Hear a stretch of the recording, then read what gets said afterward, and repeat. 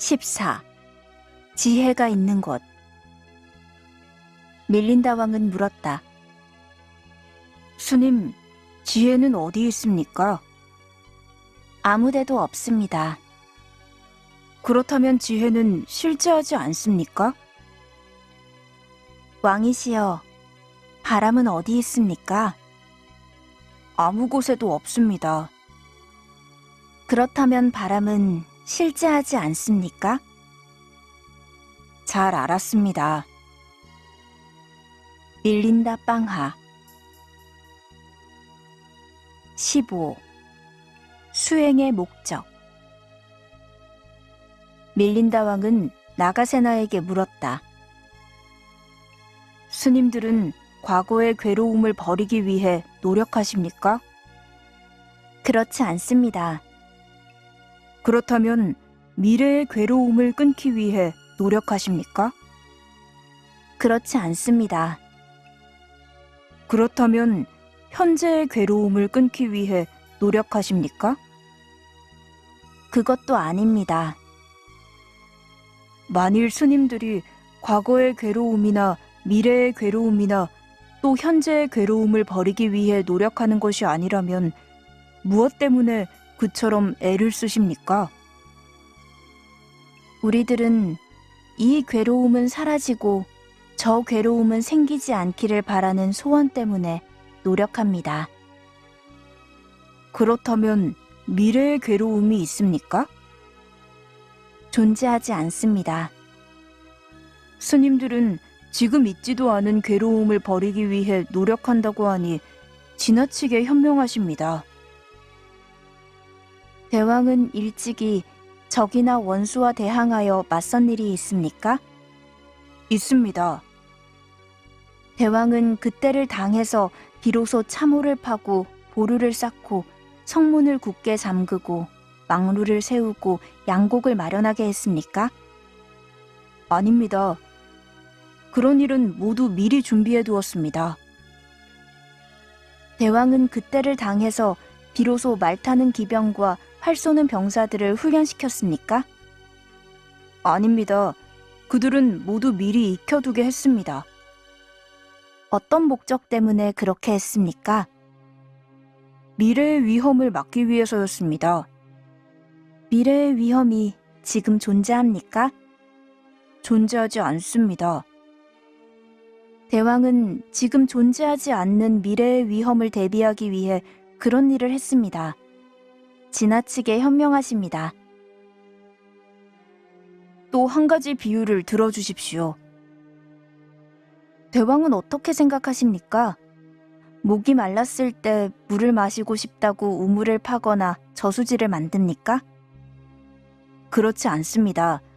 그런 일은 모두 미리 준비해둡니다. 장차 목마름에 대비하기 위해서입니다. 그렇다면 미래의 목마름은 지금 존재합니까?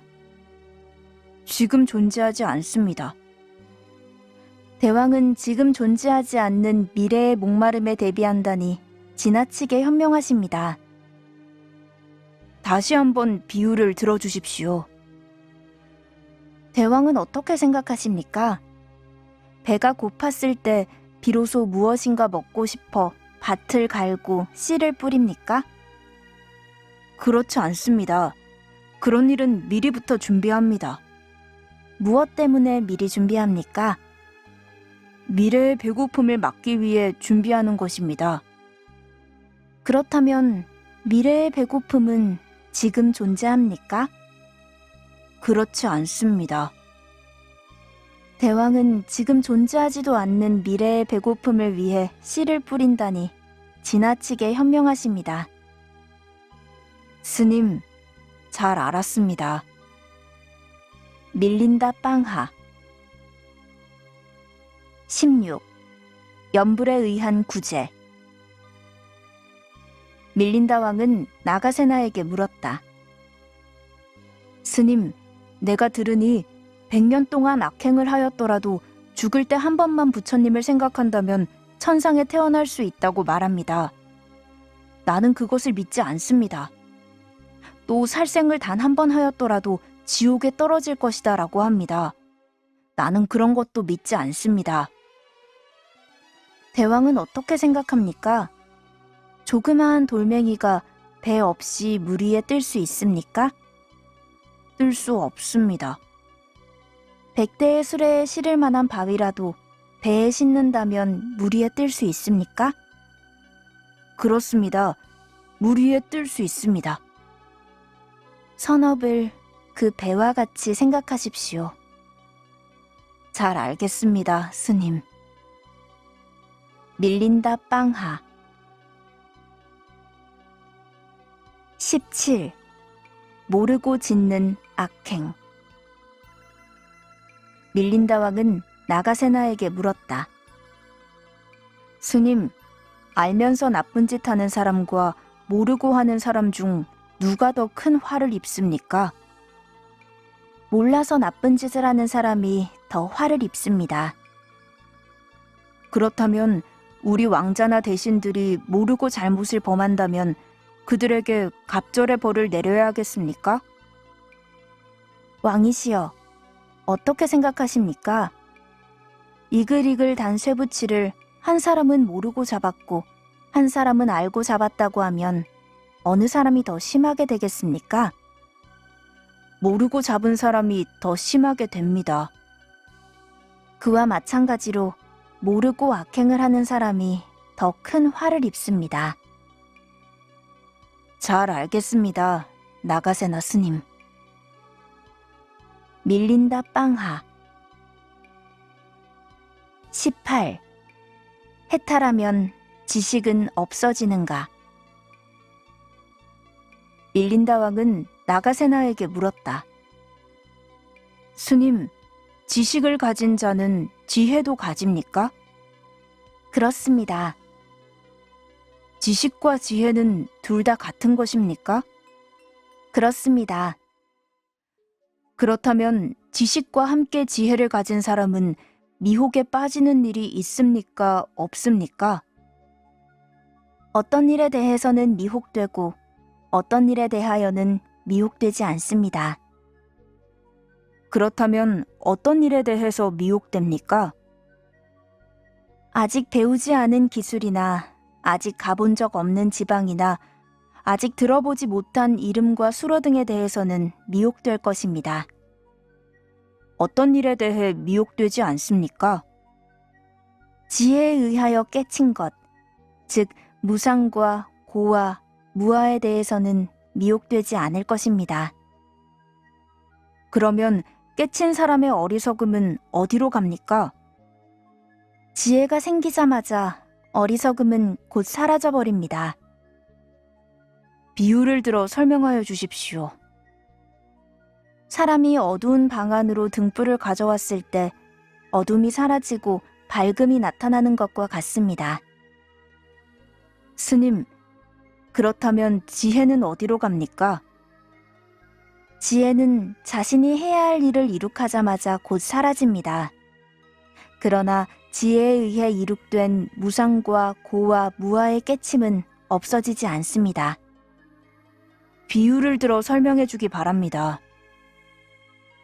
어떤 사람이 하인에게 등불을 밝혀 편지를 쓰게 한 다음 등불을 끄게 하는 경우와 같습니다.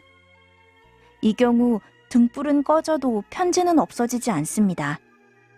마찬가지로 지혜는 사라지지만 지혜에 의해 이룩된 깨침은 없어지지 않습니다. 다른 비유를 들어 설명하여 주십시오. 의사가 환자에게 약을 먹여 병을 낫게 하는 경우와 같습니다. 이 경우 병이 나은 다음에도 의사는 다시 그에게 약의 효과를 보이려고 생각하겠습니까? 아닙니다. 약은 이제 할 일을 다 했습니다. 병이 다 나은 사람에게 약이 무슨 소용이 있겠습니까? 꼭 그와 같습니다. 약은 수행력이고 의사는 수행자, 병은 번뇌이며 환자는 범부와 같습니다. 약에 의해 병이 나은 것처럼 뛰어난 수행력에 의해 모든 번뇌는 없어지며 지혜는 사라지지만 깨달음은 없어지지 않습니다. 잘 알겠습니다. 밀린다 빵하. 19. 여러 가지 정신작용. 밀린다 왕은 나가세나에게 물었다. 스님, 모든 것이 혼합되어 있을 때 이것은 촉각이고 이것은 감정이며 이것은 표상이고 이것은 생각이라는 등으로 분리시켜 분명히 말할 수 있겠습니까? 아닙니다. 따로따로 구별할 수는 없습니다. 비유를 들어 설명하여 주십시오. 궁중 요리사가 요리를 만든다고 합시다. 그는 음식에다 기름과 소금과 생강과 마늘과 후추와 그 밖의 조미료를 넣습니다. 그때 대왕은 요리를 들고 온 요리사에게 이 요리에서 기름맛과 소금맛과 생강맛과 마늘맛을 분리하여 가져오너라 하고 분부했다고 합시다. 그 요리사가 혼합하여 만든 요리에서 이것은 기름맛, 이것은 소금맛, 이것은 생강맛, 이것은 마늘맛입니다 라고 분리하여 가져올 수 있겠습니까? 그렇게는 할 수 없습니다. 그러나 양념맛은 하나하나 특징에 따라 나타나 있습니다. 꼭 그와 같습니다. 모든 것이 한데 혼합되어 있는데 하나하나 분리하여 이것은 감정이요, 이것은 생각이라고 말할 수 없습니다. 잘 알겠습니다. 왕이시여, 소금을 눈으로 보고 알 수는 있습니까? 알 수 있습니다. 잘 들으십시오. 눈으로 알 수 있는 것은 소금이 갖고 있는 흰 빛에 지나지 않습니다. 그렇다면 혀로 알 수 있습니까? 그렇습니다.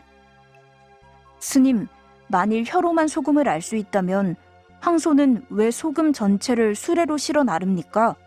짠맛만을 나르면 될 텐데. 왕이시여, 그것은 짠맛만을 실어 나를 수 없기 때문입니다. 짠맛과 무게라는 두 가지 성질은 소금에서는 하나이면서 또한 갈라져 있는 것입니다. 왕이시여, 대체 소금을 저울로 달 수 있습니까? 그렇습니다. 달 수 있습니다. 그렇지 않습니다. 소금은 저울로 달 수 없습니다. 그 무게만을 저울로 달 수 있을 뿐입니다. 잘 말씀하셨습니다. 나가세나 스님. 밀린다 빵하.